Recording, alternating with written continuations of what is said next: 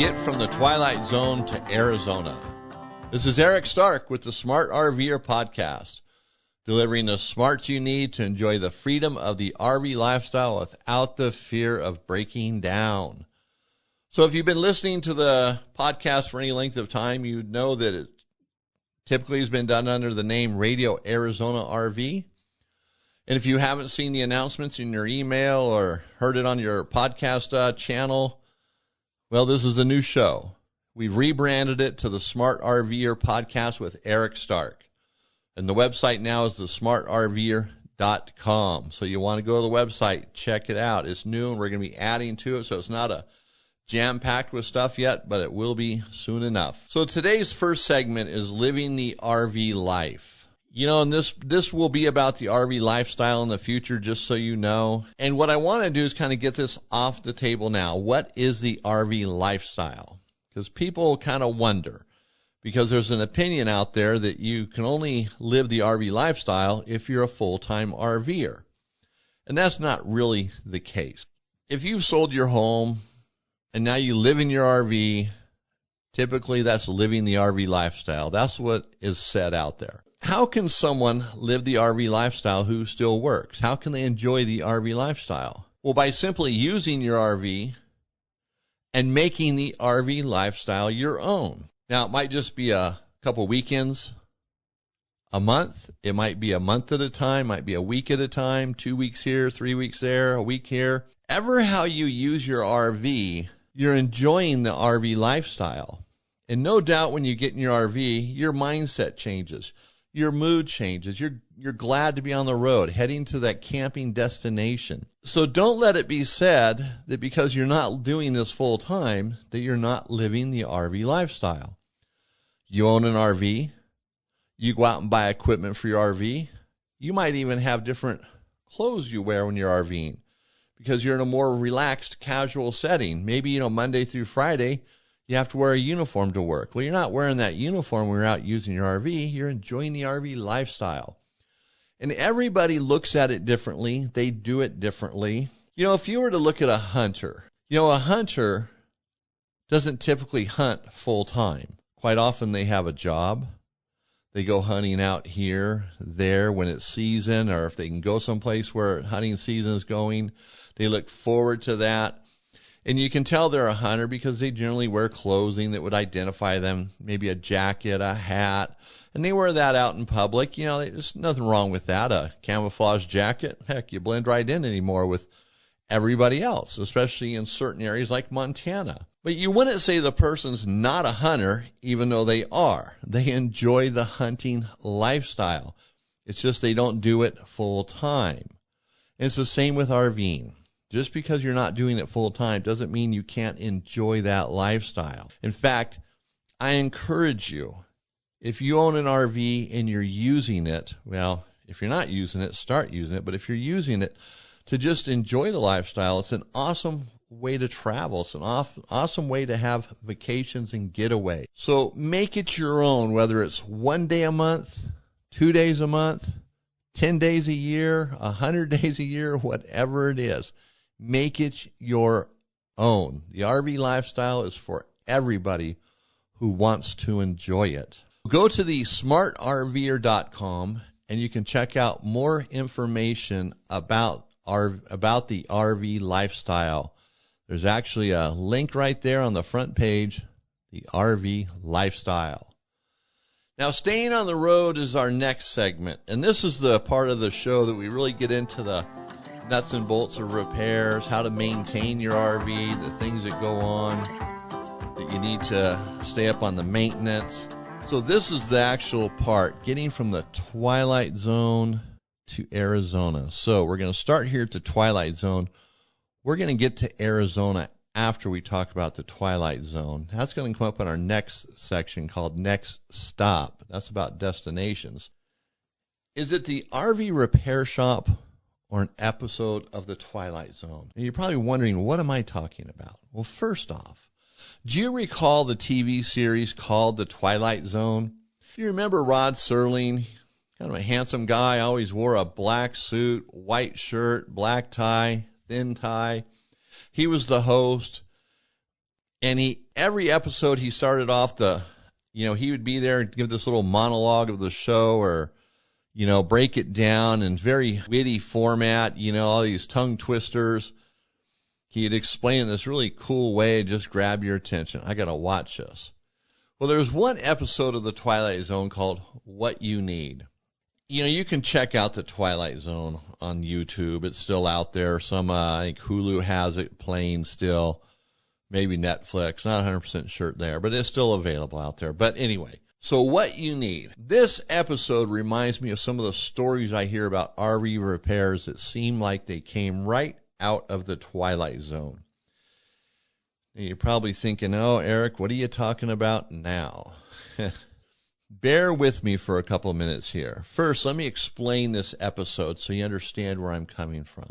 So there's this little old man. He's a salesman, and, he's out peddling his goods. And he stops off in this bar, for lack of better terms. We'll just call it a bar. And he goes in there, and he has his goods with him. And this woman comes up to him and says, 'cause she could tell he's selling stuff. And you remember back in, earlier times, people would do that for a living. They'd travel with a suitcase or several suitcases and sell things, elixirs, potions, sometimes out of a car or a wagon, whatever it might be. So she sees him, can tell he's selling things. Says, hey, mister, what do you have for me? And so he pulls this bottle of cleaning fluid out of his case and says, this is what you need. And he hands it to her, and she's kind of perplexed. What do I need with this? It's just cleaning fluid. He goes, this is what you need. Of course, he doesn't charge her for it. This is just, she takes it and kind of wanders off, confused. Why do I need that? She's wondering. So next, an athlete comes up to him and says, what do I need? And he digs through his bag, and he finally pulls out 2 train tickets to Scranton, Pennsylvania. And he hands them to him, and here you go. So the athlete takes it, and he goes, what are these? He goes, well, this is what you need. That's what he tells him. This is what you need. So a moment later, the phone rings in this bar, and of course it's for the athlete. He gets on the phone and finds out he just got a coaching job in Scranton, Pennsylvania. A big college there, so he's get this coaching job, and so the tickets now, hey, look at this. These tickets are going to get you there. He's like, wow, and then he comes out of the phone booth, and he bumps into the woman with the cleaning fluid. Something spills on his shirt or his coat. She cleans it off, and so the cleaning fluid worked. He got tickets to Scranton, PA, and they look at each other with that look that they're in love, that eye contact. So obviously that was something they needed as well. That was the outcome of the 2 things that each one needed. It's what they needed at that moment. So you take your RV into an RV store, and let's say your furnace isn't working. So the service writer, you explain to him exactly what's going on. He doesn't really respond one way or another what you need. He just says, we'll take care of it. A day goes by, and he calls you up and tells you that your furnace needs a new circuit board. And it's going to be X amount of dollars. It'll be ready today at 5. You can pick it up today at 5 or pick it up tomorrow.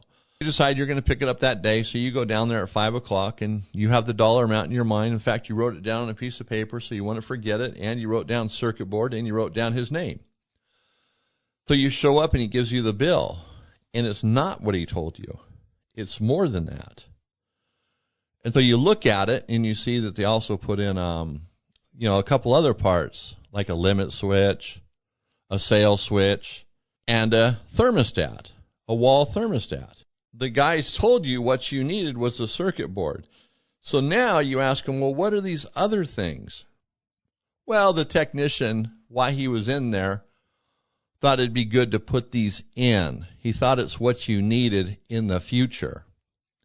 And you're thinking, but you told me this is what would fix it, and this is what I okayed.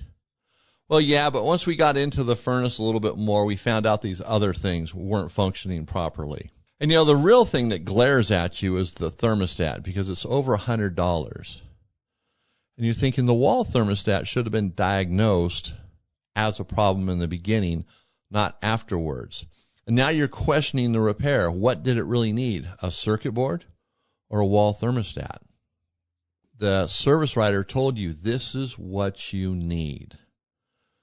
So you're not really sure now. You ask for the parts, and he's very reluctant to return them to you, thinking you might test them and see that the parts aren't bad.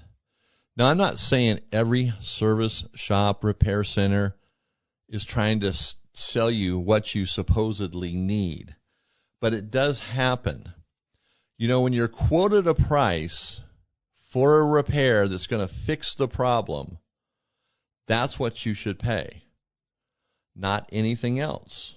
Now, if they call you up and say, oh, by the way, I forgot to mention this earlier, while the technician's in your furnace, it's already out, he always likes to put in a new sales switch because they're relatively inexpensive and they can be intermittent with problems. It's not the problem here, but just down the road.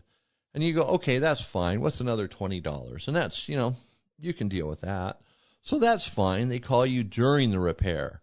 You don't show up to the surprise. And I think everybody's experienced this at some level, some way. I know myself, I've experienced things like these. I've had experiences where I'm told this is what you need, and it's not really what I needed. The problem still persists. Maybe it's a car. I pick it up, and the problem's still there. I'm sure everybody listening to this episode has had this problem.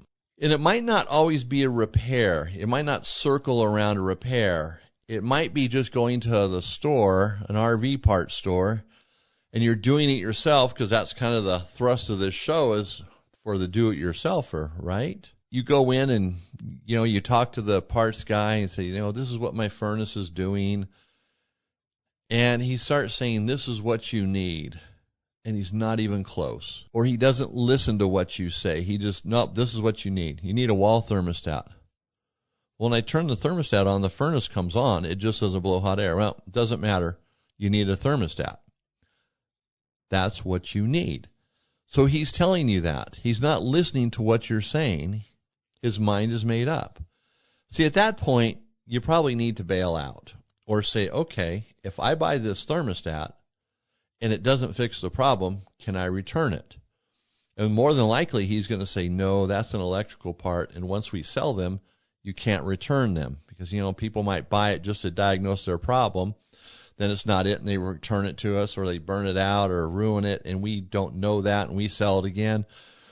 So he's probably going to answer something like that. And at that point, say, okay, if I can't buy it, and it doesn't, and in your mind you're thinking it doesn't sound like the thermostat, not from then don't buy it.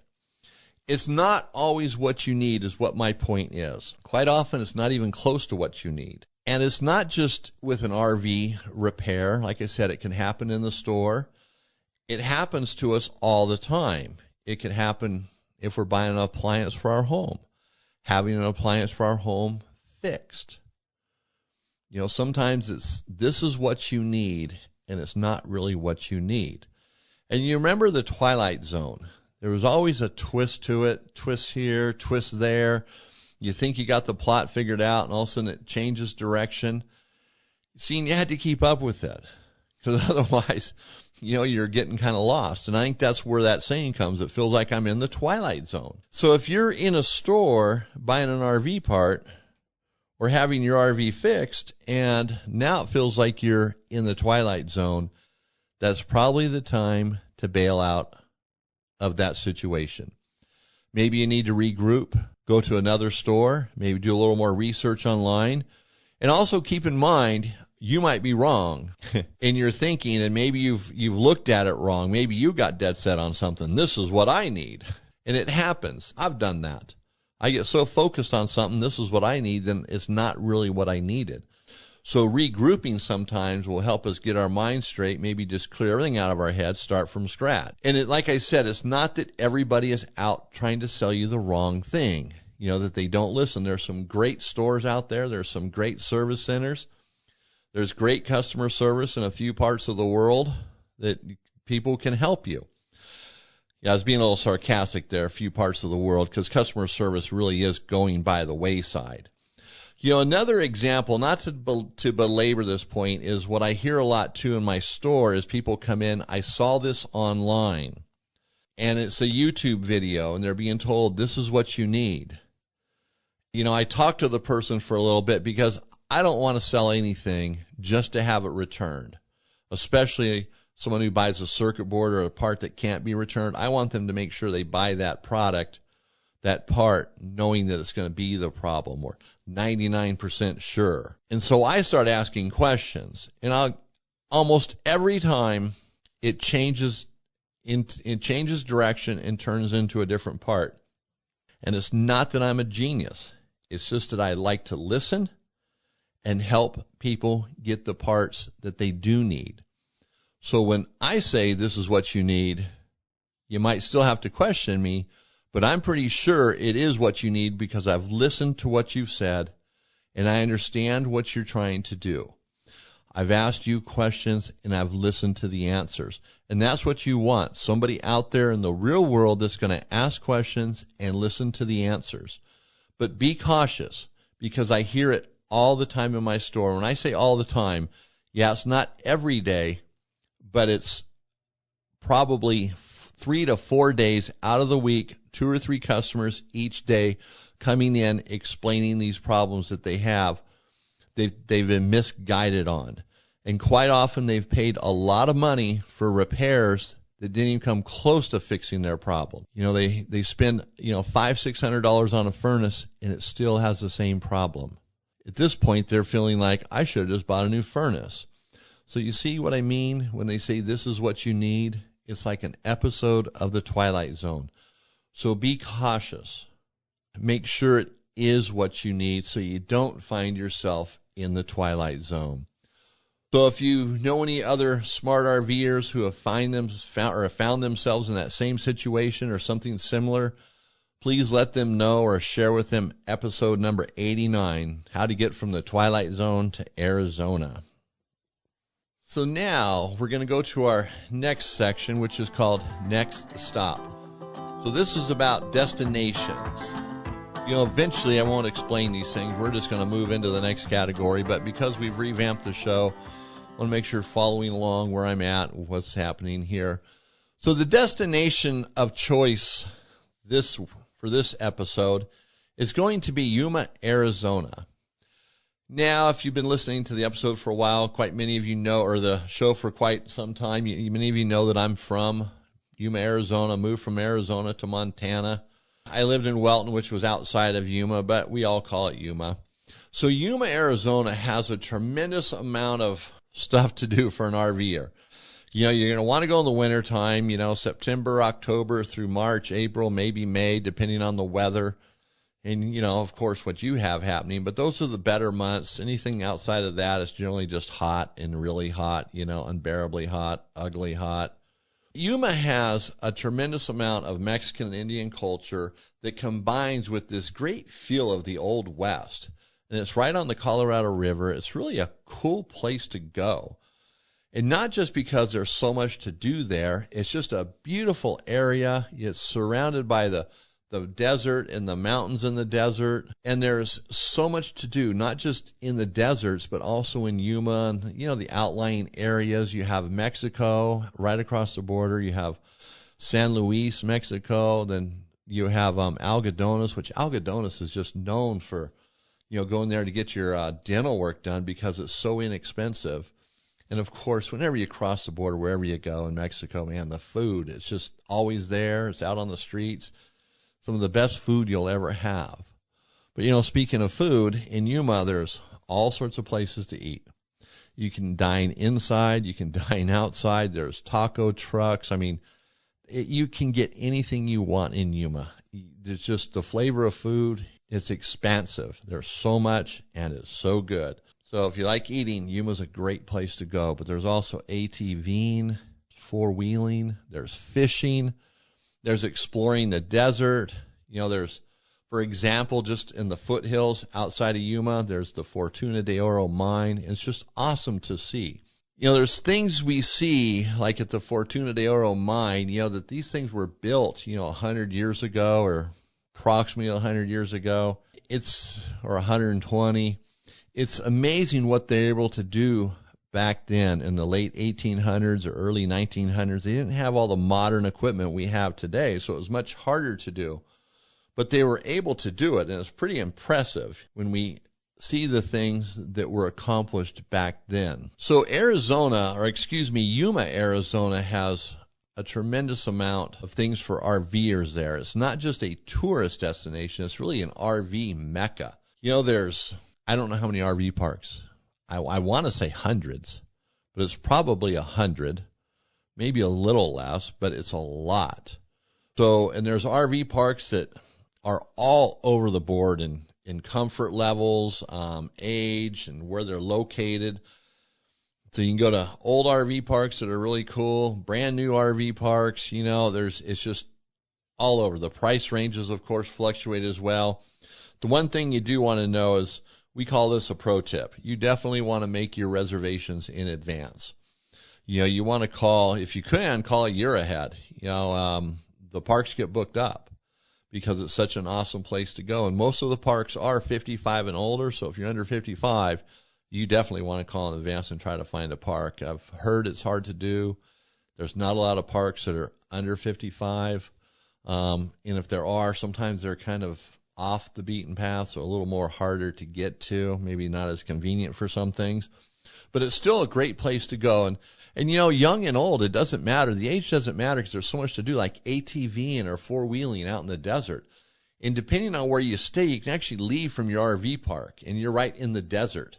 In some cases, you might have to cart your ATV someplace or your UTV or whatever it is you have. It's still super easy to do, and there's tons of stuff out in the desert. There's mines. There's just the beauty of the desert, old buildings. You know, there's some ghost towns. There's tons of stuff to do. And, you know, I'm kind of giving you the short version here, so you definitely want to do a little more research. Then you can really dial it into what you want to do when you get there. But if you just want a place to go, a name of a place to go, and that's your starting point, Yuma, Arizona. If you go in the summertime, just bring a boat and a bathing suit, because that's all you're going to want to do is stay in the water because it's hot there. But in the wintertime, it's cooler, great temperatures. Oh, and by the way, if you love golfing, there's plenty of golf courses. Well, there's plenty of everything there for the RVer. I mean, it's just, you cannot sit around and do nothing unless you force yourself to do it. There's so much to do there. Even some of the RV parks are just jam-packed with activities.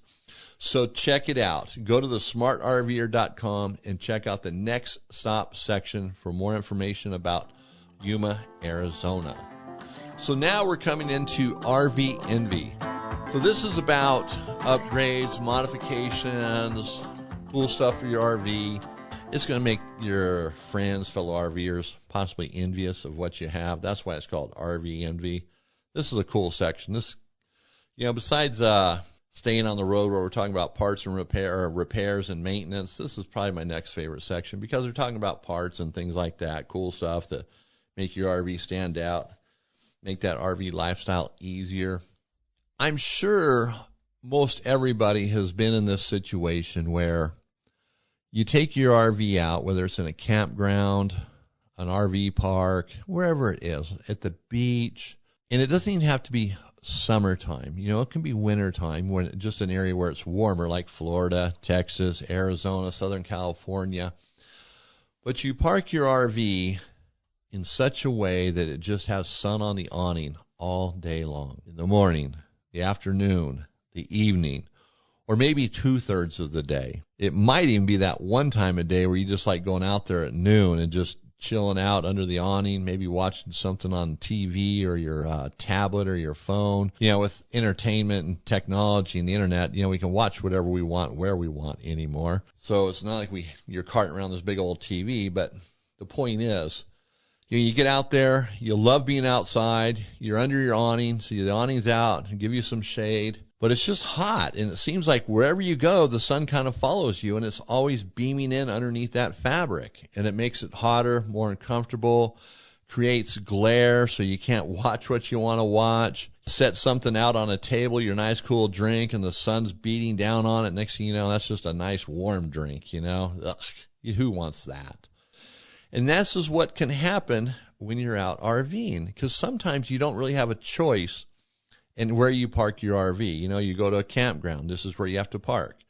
You park at the beach, and maybe all the RVs are facing a certain way. So maybe it's not even just you, it's Every person on the road is having the same problem. And let's face it, when you're out and you want to relax, maybe you get busy in the morning, you go out fishing in the morning, do some things in the morning, go golfing, you want to come back, chill out, have lunch underneath the awning, take a break for an hour or two, maybe doze off, but it's just hot. Maybe there's a little bit of a breeze, but the sun is just there, and the sun just makes it hot. So that can be a problem that all RVers face. So is there a solution, an easy solution? Of course there is. Now, SunPro Manufacturing is one of my brands. It's a company I own. But SunPro Manufacturing makes sunshades for RVs. They hang off of your awning roller tube. They can go on the front of the awning as well. And they solve that heat problem. They're going to reduce the heat coming in from the sun by 20 to 30%. There's some variables there. Depends on the color, how well you have it shaded. It makes a huge difference. We make these same types of shades for windows on RVs, windshield covers, side windows. They're very effective. In fact, if you happen to go to Yuma, Arizona, you'll see this type of material, these types of shades on the majority of the RVs there. You're going to see them on windows of homes, patios of homes. The fabric works so well. And we've been making these for years. We have the experience, and we know how to solve those problems you face with the sun. Find yourself looking for some shade? Check out sunpromfg.com. Also, you can go to this episode, number 89, at thesmartrver.com. And in that episode, you'll see a link for SunPro Manufacturing. It'll take you right to the website, right where the sunshades are. You can look at the sunshades and explore the rest of the website. So that's our RV Envy tip, basically, how to keep yourself nice and cool when it's warm out or hot out to enjoy the rest of that day. Okay, so that is going to bring us to the end of this show. So episode number 89 on the smartrver.com, the Smart RVer podcast with Eric Stark. So continue to listen to the show and share it with others. So I want to thank you for listening to the show today. Keep being a smart RVer. And if I don't see you on the road, we can connect with the smartrver.com.